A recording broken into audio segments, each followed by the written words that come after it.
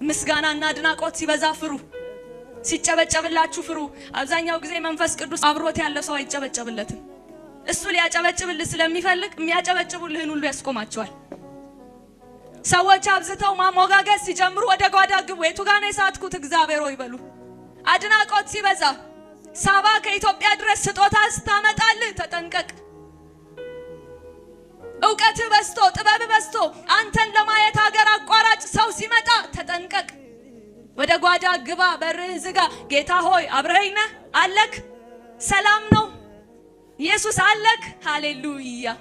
ከበባው ሲበዛ ደንግጥ፣ መጨብጨቡ ሲበዛ ደንግጥ። እግዚአብሔርን እንዳያስረሳክ። አንተና እግዚአብሔርን ያገናኘው በረሃው ሊሆን ይችላል። መጽሐፍ ቅዱስ ላይ አጋርና እግዚአብሔርን ያስተዋወቀው በረሃው ነው። የአብርሃም ቤት አይደለም፣ የምቾቱ ቦታ አይደለም፣ ምግብና ውሃ የተሟላበት ቦታ አይደለም። አንተና እግዚአብሔርን ያገናኘው በረሃ ነው። አንተና እግዚአብሔርን የሚያለያየው ደግሞ ጭብጨባው እንዳይሆን እግዚአብሔር ይጠብቀን። አንዳንድ ጊዜ በመከራ ውስጥ እግዚአብሔር ድብቅ አርጎ ይዘናል። ሰጥቶ ከሚያጣን፣ ባርኮ ከሚያጣን። መከራው ነው። መከራ ስለያዘን ብቻ ነው እግዚአብሔርን አንዳንዶቻችን የምንፈልገው። ገና መከራውን የፈታልን ሰዓት ላይ የለንም። አንዲት እርምጃ መከራውን ከኛ ያነሳ ሰዓት ላይ የለንም።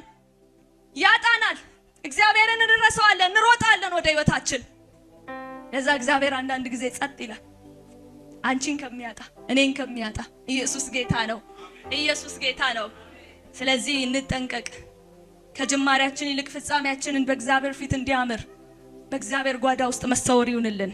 መንፈስ ቅዱስን መበደል አይሁንልን።